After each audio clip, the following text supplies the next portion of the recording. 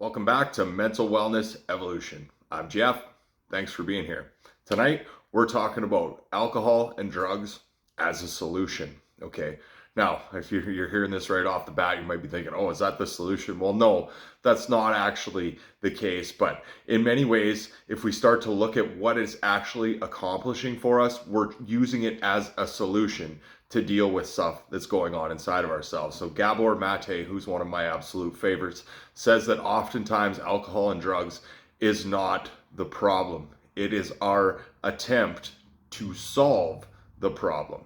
So what we need to do if we're going to really get sober in our lives and get our kind of drinking and those kind of things reined in is we got to start dealing with the things that are going on inside of ourselves that are leading to that self-destructive behavior in the first place. Now, I'm not suggesting that people doing these things in moderation is inherently bad, and everybody is on their own different path, and by no stretch of the imagination am I looking to judge anyone.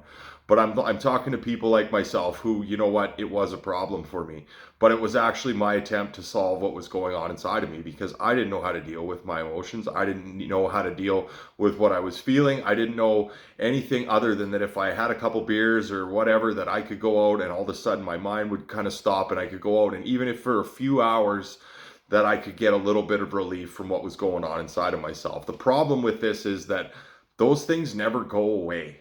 I mean, we get a little bit of temporary relief from them, but at the end of the day, you wake up the next day, now you're hungover, you feel bad, you got a headache, your guts are upset, and guess what? The problems are still there. The things that were leading to that behavior in the first place, they're still there. They're not going to go away on their own. And at some point, I realized that I had to dig my heels in and stop running from stuff. And it was terrifying when I first started doing it. Like, I took the first month I ever took off drinking. I remember getting through it, and I actually had just kind of got on the personal growth path. And I just kind of got lucky that it was when COVID hit, and I had a ton of time. And at that point in time was when I really, really started to go into myself and started to deal with the reasons that were leading to that behavior in the first place. But had it been a little bit different, I mean, had I drank that month leading up to when I got laid off from work and stuff, I hate to think what could have potentially happened to me.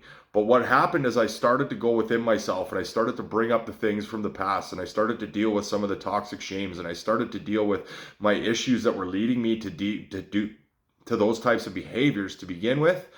As a byproduct, my desire to do those things just kind of vanished in and of on its own time, because all of a sudden I didn't feel like I needed to escape anymore. I wasn't running away from something anymore. I was able to just, you know what, I could live with myself. I started to, do the work and increase my self-worth and start to see my value in the world. And in doing that work, I didn't want to deal with it anymore. As time went on, eventually I just decided after one night out that I had with a friend, and I went to work the next day and I felt terrible, and I said, that's it, I'm done, I don't want to do this anymore. And I never in my lifetime thought I would get to that point, guys. I never thought I would actually be able to get there. The thought of drink or not having those kind of behaviors and things to go to after a long day or a long hard week or something like that was completely and utterly terrifying to me. It's like, well, what am I going to do when things go wrong? Where am I going to go? How am I going to escape? How am I going to get out of this? What am I going to, but by doing the work on myself, what I was able to actually do was to create a time now where, the weekends and stuff come around and I'm like, oh, hey, I got time off. I can go to the gym. I can go for a walk and go see my family and go spend time with my, friends or whoever, my band, jam, whatever it takes. And I don't have any real desire to do that anymore. See, I found the solution to my problems. And it was to go within myself and deal with things instead of running away from them over and over and over again and beating myself and my head against the wall, thinking that, hey, maybe this time's going to be different. Maybe, if I just one more time. And it's really easy to get trapped in that lifestyle, guys. And especially it's something we started when we were young. I mean, I'm Saskatchewan farm kids. We started drinking grade 8, grade 9. And it was a point where, it actually worked. It actually worked. And this is the problem with kind of maladaptive behaviors is they become part of our subconscious programming. We believe that they're actually helping when at the end of the day, they're actually not helping. But eventually, there was a time in our lives where these things worked for us. So that's why we keep going back to them. Even when we start to get to the point that we realize it's far more destructive in our lives than it would be to stop doing it. But then it becomes very hard to stop because the fear is what keeps us going in so many different directions. Fear is what keeps us from changing our lives. Fear is what keeps us stuck where we are, because the fear of the unknown And this is our brain and subconscious work against us at this point, guys, because our brain and subconscious will choose a familiar hell over an unfamiliar heaven every single time. It's a control thing for our brain, it's a control thing for our mind. Even when you can cognitively register that this is terrible for you, those behaviors are going to continue to manifest in your life until you consciously go in and about yourself and start trying to change them. And we have to show our brain and subconscious mind that, hey, I am safe not having these things in my life. I am safe not having to go and call a drug dealer, or safe not having to go to the liquor store and buy alcohol. We need to get over that internal programming too that's driving us back to those behaviors in the first place. But that comes with doing some deep soul searching and some deep work that I understand why people avoid it. I know why I avoided it for many years. I'm okay now where I can get out here and talk about it, but oh my goodness, man, the amount of shame that I carried. I felt like I'd let my family down. I felt like I let my friends down. I was a burden on everybody. I was worthless. I was, just consumed with shame, and to the point that I almost wanted to check out of my life. And the thing that kind of kept me going was why, you had those party moments and those things, which is, in some ways I look back at it now and it's like, as bad as it was, that stuff kept me alive in some sense. So I can recognize that aspect for what it was within myself during that time. And I'm much happier that I've been able to get out of it on the other side, because I will tell anybody unequivocally that the best decision I ever made in my entire life was to stop doing drugs and alcohol. No questions asked. But it took some work to get to the root of what the actual problem was that I was trying to find a solution in these types of things, guys. Okay.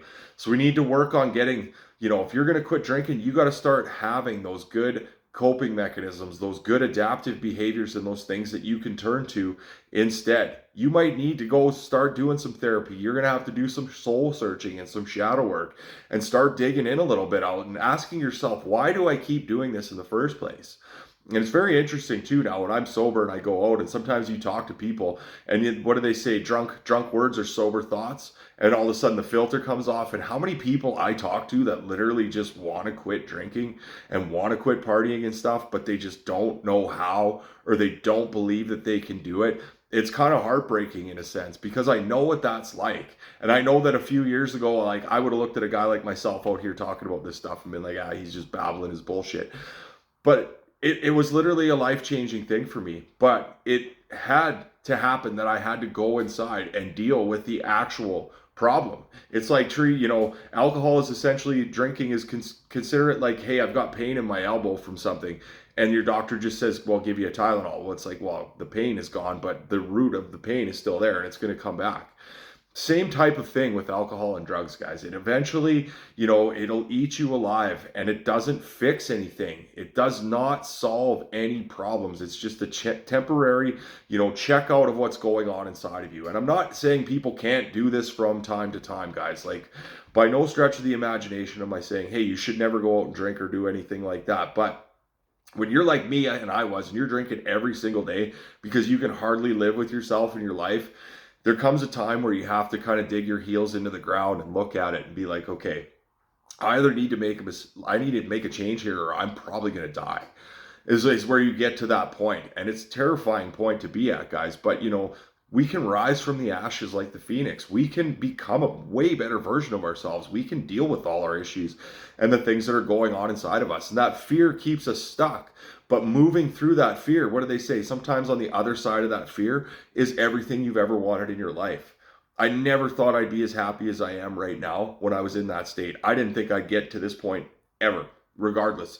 And it's a beautiful thing to be able to get to. And having gone through the fire and through the darkness in order to get to, I actually have the wherewithal on the outside of this to look at it and be like appreciative and grateful. And, I'm thankful for every single day, and I'm thankful for the relationships and, the friends and people who've gone through this with me and made it out the other side. Because the reality is, guys, I put more than one friend in the ground because of this stuff. I'm 40 years old, and I know I've buried friends who should still be here but aren't, because of these types of behaviors, guys. So start looking at those things within you that are leading you down that road in the first place, guys, and start shining that mirror inward and start looking and digging in and getting to know yourself and seeing where did this come from? Why do I feel like I have to do this? What is so inherently wrong that I feel like I need to escape my life? And then what steps can I go about to change that? What can I add to my life to change that? What things am I missing from my life that if I went to those things instead of going drinking would add a lot of value and happiness and joy and peace and fulfillment to my life? And that's a big part of this too, guys, is finding the things that you love, that you really just enjoy doing, and starting to do them as much as possible. Because when your mind is preoccupied with things you actually love, the temptation to go back down those roads, it tends to dissipate just a little bit. And I'm not going to say it's not challenging. There's still the occasional day where I get like, I really wouldn't mind having a drink right now. But it's just not absolutely worth it at this point. And I have all the things that I love to do. I go to them. I know when I have a bad day now, instead of, picking up a bottle, I got to go to the gym. I'm going to go for a walk. I'm going to read a book. I'm going to meditate. I'm going to play with my cat. I'm going to play some guitar. I'm going to cook a good meal. Whatever it is, we start having those things that we can steer the ship in a different direction. And those start to become the solution. And the more we do that, the more we start to feel the fulfillment inside. And maybe that part of ourselves that's actually missing that we're trying to fill with that drugs and that alcohol and whatever else, gambling and stuff. But obviously, guys, like there are plenty of escape things that are far less self-destructive, but people still utilize, that they might still need to look at within themselves. But this is strictly about things that are literally destroying people's lives. So if you're in this place, or maybe you're thinking of taking some time off or going away, understand, guys, the more work you do on yourself, the more you start to dig into yourself and find out who you are, why you are the way you are, what are the things that are leading to that behavior in the first place, what is it inside of you that you have so much trouble dealing with that leads you down the road to that self-destruction? How can I go about loving that part of me? How can I go about integrating that part of me? What would I do to make myself better? How could I get this out of me so it's not affecting me in a negative connotation and dragging me back to these really, really self-destructive behaviors? Okay, guys, like I would encourage anybody to get sober. It's literally, like I said, the best thing I probably ever did in my entire life. But again, no judgment is cast on people, because there are people who absolutely, I know personally, they go out once in a while, they get after it and they're good. I'm not that case. I know that if I cracked open Pandora's box tomorrow, that I would be a 2-week, 3-week long horror show that God knows what would happen. So I'm going to just keep that demon in the cage, okay? But start this, guys. Start doing the work. I said the work on ourselves becomes not only our gift to the world, but it becomes a gift to ourselves. You start to weed out all this crap and this bullshit that's been eating at you for years and years and years. And all of a sudden you realize it doesn't have the effect on you that it used to have. It's not bugging you like it did before. And you start to enjoy life more. You start to be easier more. You settle your nervous system back down. You find yourself in the present moment. You find yourself actually, like, I used to think I used to like go to concerts and stuff and I would have so much fun. I enjoy things so much more now because I'm actually present in it. See, alcohol just kind of takes us out of the moment in some sense. You think you're there, but you're not. And I'm just like, when I get to a show now, I just stand in the crowd and I'm like, man, this is great. Like, what a beautiful thing. And I didn't think that I could ever have that type of fun, but I'm here to tell you that you absolutely can. And if you don't think that you could quit drinking, guys, I can tell you unequivocally, you're looking at somebody who believed with every single ounce of his being that there was no way I would ever be able to make it in this world without alcohol in my life. And I've done it. And I'm coming up on 4 years now, and it is the best thing I ever did. Like I said, I will advocate that anybody that's really struggling with this is just start working on it. Maybe just take a little break, roll things a little bit back, start going in with yourself, because the more you deal with that problem inside, perceived problems inside of you, the more you're going to stop reaching for the so-called solution, guys. Okay, so take this into account, guys. I'm really pulling for anybody who's struggling with this, who's thinking about doing this, who's going in the fire, in the ringer. I feel it in my heart for you because I know what it's like to be there, but I'm also here to tell you that it can be done. You can do it. You can become that person within yourself. You can get away from those behaviors and those patterns and those things that are destroying you within yourself, and life is so much more beautiful on the other side of that fear. So start moving through it, okay? We'll catch y'all on the next one. Have a great night.